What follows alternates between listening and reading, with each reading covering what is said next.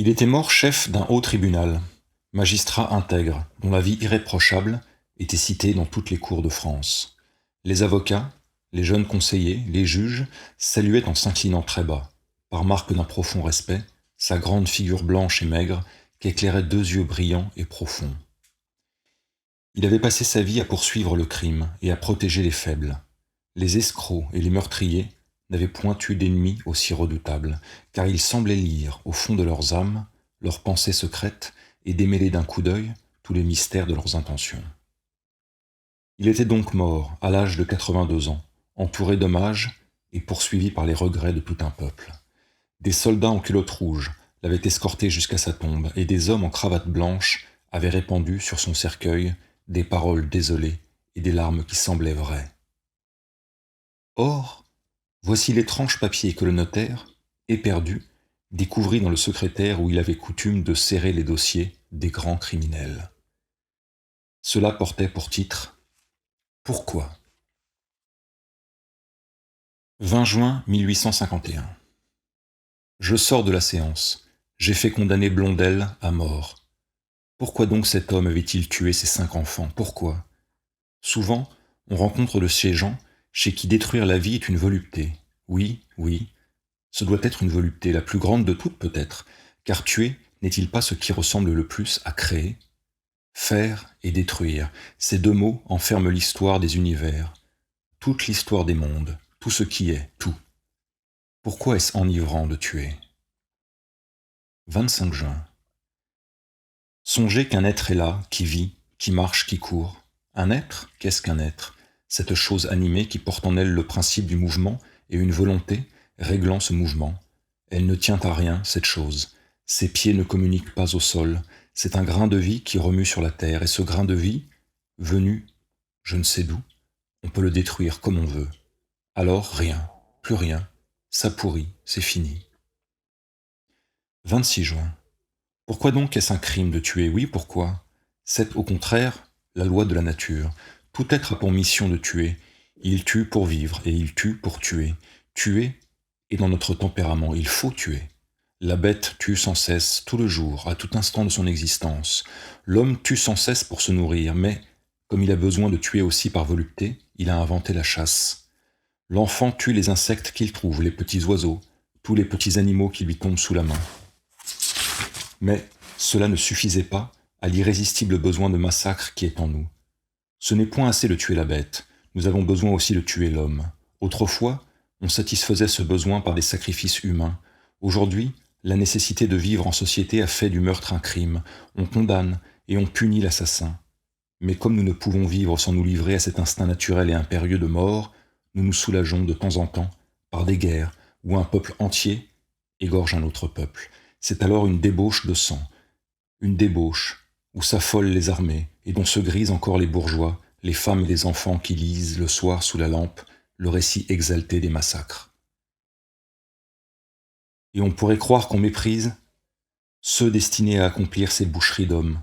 Non, on les accable d'honneur, on les habille avec de l'or et des draps éclatants, ils portent des plumes sur la tête, des ornements sur la poitrine, et on leur donne des croix, des récompenses, des titres de toute nature, ils sont fiers, respectés, aimés des femmes, acclamés par la foule, uniquement parce qu'ils ont pour mission de répandre le sang humain.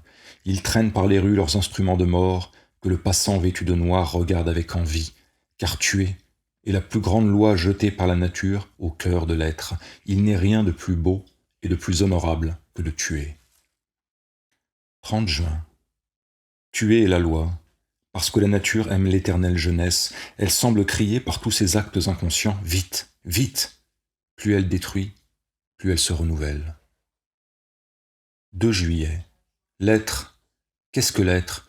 Tout est rien. Par la pensée, il est le reflet de tout. Par la mémoire et la science, il est un abrégé du monde, dont il porte l'histoire en lui. Miroir des choses et miroir des faits, chaque être humain devient un petit univers dans l'univers.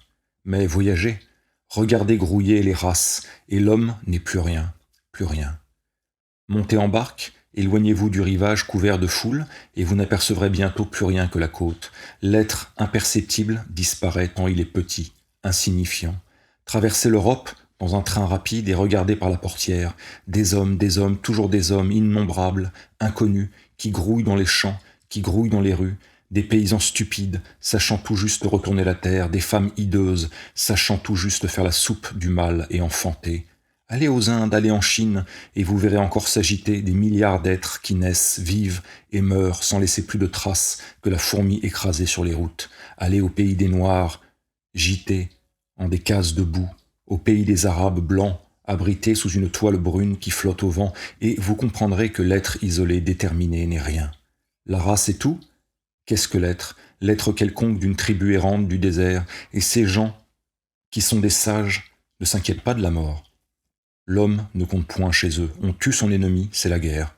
Cela se faisait ainsi jadis, de manoir à manoir, de province à province. Oui, traverser le monde et regarder grouiller les humains innombrables et inconnus.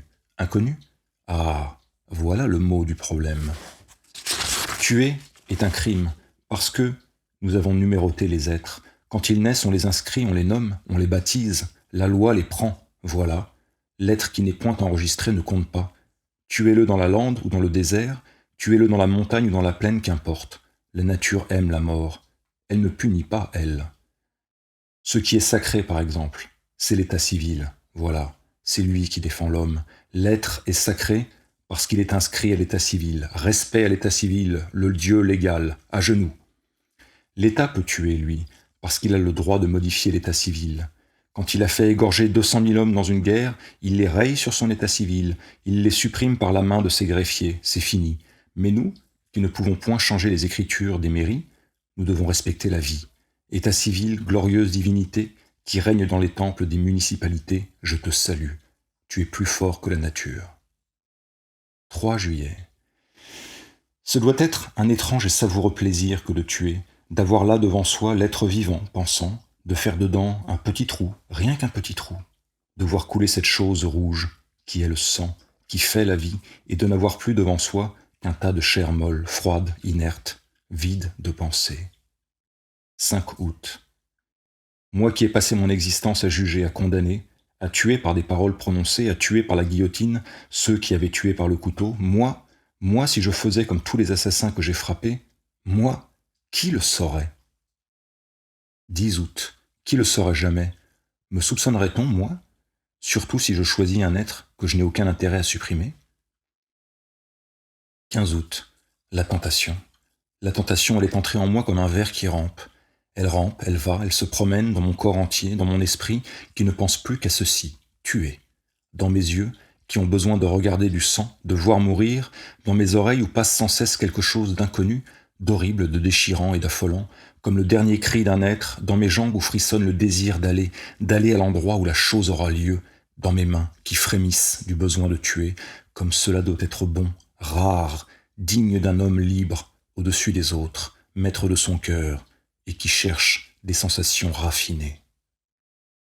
22 août. Je ne pouvais plus résister. J'ai tué une petite bête, pour essayer, pour commencer. Jean, mon domestique, avait un chardonnay, dans une cage suspendue à la fenêtre de l'office. Je l'ai envoyé faire une course, et j'ai pris le petit oiseau dans ma main où je sentais battre son cœur. Il avait chaud, je suis monté dans ma chambre, de temps en temps je le serrais plus fort, son cœur battait plus vite. C'était atroce et délicieux. J'ai failli l'étouffer, mais je n'aurais pas vu le sang. Alors j'ai pris des ciseaux, de courts ciseaux à ongles, et je lui ai coupé la gorge en 3 coups, tout doucement. Il ouvrait le bec, il s'efforçait de m'échapper, mais je le tenais. Oh, je le tenais. J'aurais tenu un dogue enragé, et j'ai vu le sang couler. Comme c'est beau, rouge, luisant, clair, du sang. J'avais envie de le boire, j'y ai trempé le bout de ma langue, c'est bon. Il y en avait si peu, ce pauvre petit oiseau. Je n'ai pas eu le temps de jouir de cette vue comme j'aurais voulu. Ce doit être superbe de voir saigner un taureau. Et puis, j'ai fait comme les assassins, comme les vrais. J'ai lavé les ciseaux, je me suis lavé les mains, j'ai jeté l'eau et j'ai porté le corps, le cadavre, dans le jardin pour l'enterrer. Je l'ai enfoui sous un fraisier, on ne le retrouvera jamais. Je mangerai tous les jours une fraise à cette plante. Vraiment, comme on peut jouir de la vie quand on sait. Mon domestique a pleuré, il croit que son oiseau est parti. Comment pourrait-il me soupçonner ? 25 août. Il faut que je tue un homme. Il le faut. 30 août. C'est fait. Comme c'est peu de choses. J'étais allé me promener dans le bois de Verne. Je ne pensais à rien, non, à rien. Voilà un enfant dans le chemin, un petit garçon qui mangeait une tartine de beurre. Il s'arrête pour me voir passer et dit « Bonjour, monsieur le président ». Et la pensée m'entre dans la tête. Si je le tuais? Je réponds « Tu es tout seul, mon garçon ?»« Oui, monsieur. »« Tout seul dans les bois ?»« Oui, monsieur. » L'envie de tuer me grisait comme de l'alcool. Je m'approchais tout doucement, persuadé qu'il allait s'enfuir. Et voilà que je le saisis à la gorge. Je le serre de toute ma force. Il m'a regardé avec des yeux effrayants. Quels yeux? Tout ronds, profonds, limpides, terribles. Je n'ai jamais éprouvé une émotion si brutale, mais si courte. Il tenait mes poignets dans ses petites mains, et son corps se tordait, ainsi qu'une plume sur le feu.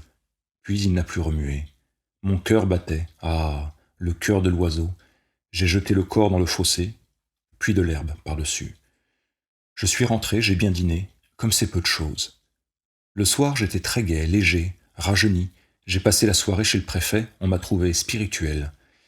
Mais je n'ai pas vu le sang. Je suis tranquille. 30 août. On a découvert le cadavre. On cherche l'assassin.